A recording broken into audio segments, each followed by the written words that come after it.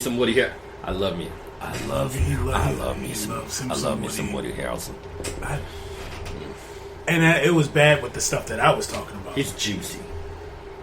You guys got something in common. The whole bald head thing. Yeah. So I understand that, but he's juicy. Oh man, he's so thick.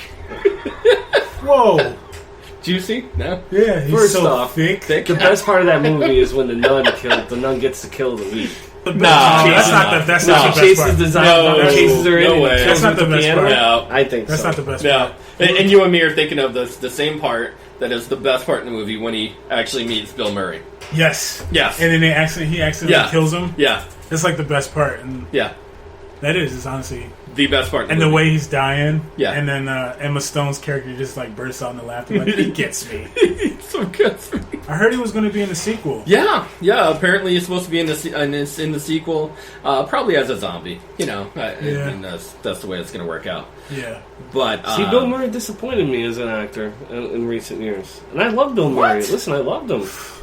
I wasn't a big fan of Broken Flowers. Is that the one where he goes to try and find his kid, Life of Aquatic or whatever? There's been a couple. Bill Murray hasn't had a lot of good movies in a while. I forget the name of that movie. Yeah. Yeah, it's like... I can't believe you're saying this right now. But I love Bill Murray. I think, listen, Stripes was good.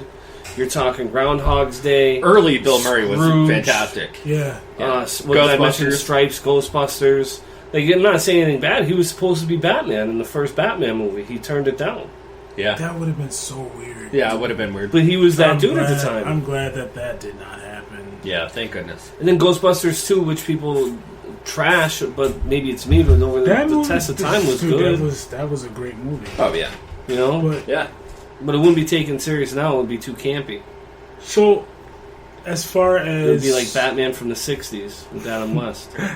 It's like, pow! No. Exactly. Like, oh, this guy's going to make the Statue of Liberty walk. Oh, with some slime and ooze. Uppercut. You know? Yeah. But really, though, name a good Bill Murray. Look at Garfield, wasn't really that big. No. What has he done in the last, let's say, 5 years, 10 years? Okay. What was that movie? Kingpin. What year was Kingpin? 90s. Yeah. So I'll shut my mouth. Okay. But Woody Harrelson. Woody Harrelson in that movie, too. Yeah, that was great. Great movie. Munson? Oh, man. Everybody's a Munson. Oh, you just pulled a Munson. That's a great movie, bro. That is like... he always plays an asshole in every movie he's in. Yeah, he does. Was he in the Royal Tenenbaums? Yes. Was he in the Royal Tenenbaums? Wasn't he? That's an underrated funny movie. It is an underrated funny movie. Yeah. When he gets stabbed, when the butler stabs him, he's like, I told you don't ever stab me again. And then they flash back to where they were at. Look it up to see where... was it like Vietnam or something like that? He's like, didn't I tell you don't ever stab me? And they flash back. But like the biggest, I think the biggest news... too. Is it true? Know. Is it true about Wolverine? From what I hear, I don't know if it's actually official yet. Because that's blowing my mind, bro. The whole thing with Wolverine. Edgerton. Yeah, Taron. Is that how you say his first name? Yeah, Taron Egerton. That's the guy who played Elton John, right? Yeah. Yes. I'm having a hard time envisioning that. I'm having a really hard time envisioning him being Wolverine. Like, am I the only one that's having trouble with this? No. No. Like, let's see. Everything after 2000, he was in The Jungle Book, Zombieland, Life Aquatic with Steve Zissou, Broken Flowers, Moonrise Kingdom, The Grand Budapest Hotel. That was a good movie. Rock the Casbah. That was a great movie. St. Vincent. St. Vincent was good. Mm-hmm. Hyde Park on Hudson. You're a Bill Murray hater. Royal Tenenbaums was after 2000. I love Bill Murray. What else we got? The Monument Men. That was a good movie. Get Low. Is that it? No, he's Mr. Fantastic Mr. Fox. There's a lot going on. Yeah. There's a lot. Yeah, I mean, he hasn't had a year where he actually didn't make a movie. Yeah, and I worked at Blockbuster, and I could easily say since... I think you just like saying that. No, I've watched a lot of movies in my life. I don't even think like the CEOs of Blockbuster like telling people they work for Blockbuster. Yeah. It's such a... It was one of the best things, man. It was one of the best spots to ever work. Yeah. You saw families grow up. You saw kids grow up from video game. You know, there was never a disappointing kid that walked into the store because they knew they were walking out with a game or a movie. Well, like, there was all the always games happy and excitement. All the games I wanted were rented out, though, every single time. Every time, bro. Well, you were that one kid that was disappointed then. Yeah. I'm disappointed a lot, dude. Like, you're such a happy-go-lucky guy.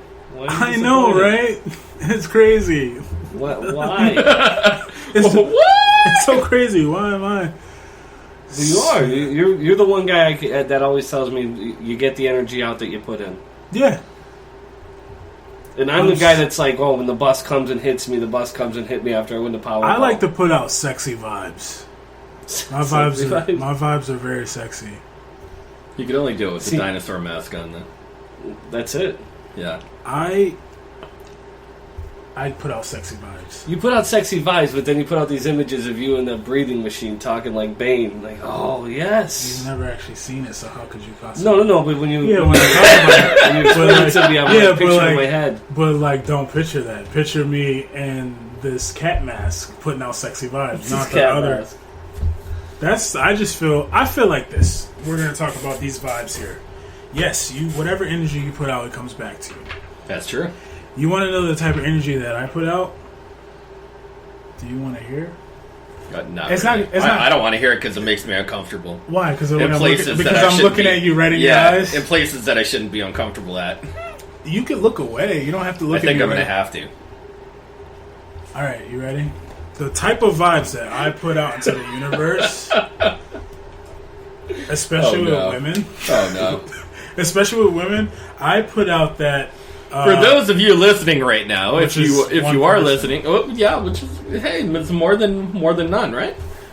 It will get more people for the actual podcast, but the vibe that I put out, especially with women, we're not going to talk about money, is you're such a good friend, brother type vibe that I put out. It's amazing. You get friend zoned really quick. Yeah. Dope. It's really dope. And they're like, you remind me of... so nice. You remind me of my brother. And it's like brothers that you touch, right? Like we can pretend like a role play thing. No. Just straight up brother. Like brother. The same brother. Or like brother. So you're talking like Will Smith from that movie with Ted Danson and Whoopi Goldberg? Is it Ted Danson?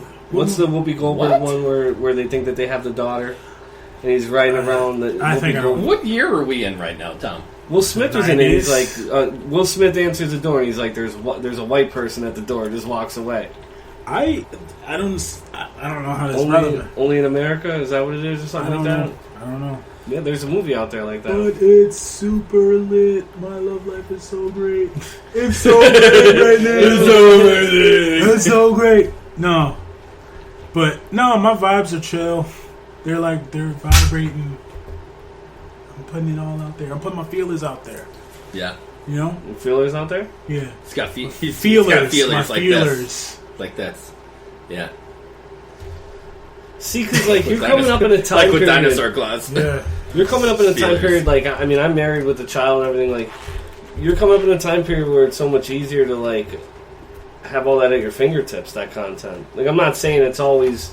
But you don't even have to approach women now. You just got to have some nice lines on the website. Yeah. Women are effing weird now. They're weird. And women are more like savages, too. Women are savages. They're worse than men. Women are worse than men now. Like, they were literally... Like, I've had, like, moments where it was like... I'll call you tomorrow, like, after, like, the deed is done. And it's like, no, you're not. And I sit by the phone, like, I really hope this person I can't even figure... I really hope she texts me, you know, and it's just like, oh boy, I really had a good time with you last night, and I'm just like, I'm laying on my stomach with my feet up in the air, like, hey, just wondering what you're doing. Hopefully, you get a buzz, and you're like, oh, wait, was that her? No, that wasn't her. That's my mom texting me to have a good day today. Yeah. And I'm gonna block her number because I'm not looking for that notification. Yeah, but it's a lot easier to like. Oh, look, I can save 25% on Skechers. Yeah, dude. It's a lot easier to text email than to spit it like over the phone. So I can skate faster out of the friend zone. Yeah, downhill. Just heel right on downhill. I think it's way easier to communicate through text and memes and making people laugh than it is to have an actual like face-to-face conversation. Face-to-face conversations are distinct.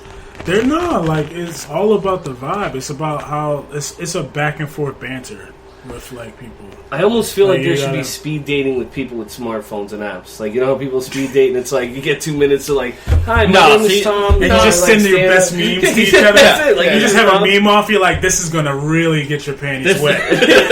This is really taking off. It's a Trump meme. What do you think? No. All right. Well, okay. It's like it's dry like the Sahara Bachelorette number 3. Are you into Trump memes? Yeah, good. How do you feel about Area 51?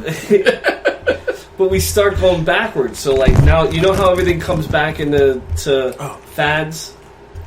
You know how everything comes back into fads? Yeah, it is. When everything comes back into fads, right? Like, we could bring AIM back as a fad. Everyone goes into a chat room. This is, like, Will hung to the floor, whatever your screen name wants to be, whatever. You know what I mean? And, like, that's where you chat, so you don't switch your phone numbers. And I'm just saying, like everything comes back into, shouldn't it? Well, to the floor. What? I'm just saying. You would think, but no, man, it's strange. Like, it's a barren desert out there. My one buddy was talking about getting back into the dating scene, and he's like, "Oh, like people just had no interest." And I go, "Well, you got to have certain things like this." And like one had like a lady. Right now, this would maybe catch my eye. I find it funny, and you can just laugh. But she had 2 legs, or like, you know, she had 2 legs. This is the thing. Listen, but this is what happened. This is what caught my eyes. Right? It was like body's a 10, personality's a 10, that's 2 like legs, the 1.5 arms. 1.5 arms. She had to have legs. Her image, you have to have legs. Yes. Her image had this stump on it, and it was like that would have caught my eye. Like that would have like 1.5 arms. Like that would make me laugh, make me want to start a conversation. And I think stuff like that so much easier. Laugh. What? Like that would catch my attention. Like I would be like, oh wow, like she can laugh at herself, she can have a good time. Like to me, that would be somebody that would be interesting to get to know. Like I'm not saying it could go in, but like things like that, like it's out there. Like I would imagine so. Man, she's just giving it to you, just just rubbing the nub, ow. Ow. But see, if you were to see that profile, you could ask her that question. She would probably get a kick out of it and laugh. Like, oh, by the way, I'm a stand-up because she can't clap. What's the sound of a one-handed man clapping? That's nice, man. Trying to give some dating advice here, man. I'm just trying to get a feel for it. I haven't been involved in it. When I got together, clearly, you're way out of the picture. Yeah, when it comes to these apps, swiping left, swiping right, like what's so hard about it? It's not hard. Back in my day, you had to actually approach a woman and like make her smile. Here's the deal from what I've heard. Right, that people go on to these dating apps, right, with high expectations, and I think if you go in with high expectations, you're going to get let down. But if you go in with the lowest expectations possible, and you like people with the Ronald McDonald faces, and you know, like clown shoes, and you're just thinking, wow, this is going to be, you know, something not magical is going to happen. Something magical will happen because it's going to you're least expecting it. And that I think that's like from all the people that I've ever physically possible. He's not wrong. I'm not wrong. He's not I'm wrong. not wrong. You have to go into the whole experience with your expectations super low. Dude, so you're dumpster diving low. Bad. No, the problem is with Tinder is a lot of people go in there looking for love. It's what are you doing? You're not gonna I'm sorry, but the dudes on there are worse than me. Thirsty. Worse than I don't like saying I'm a good guy because the good guy syndrome is a bad thing. It's good guys are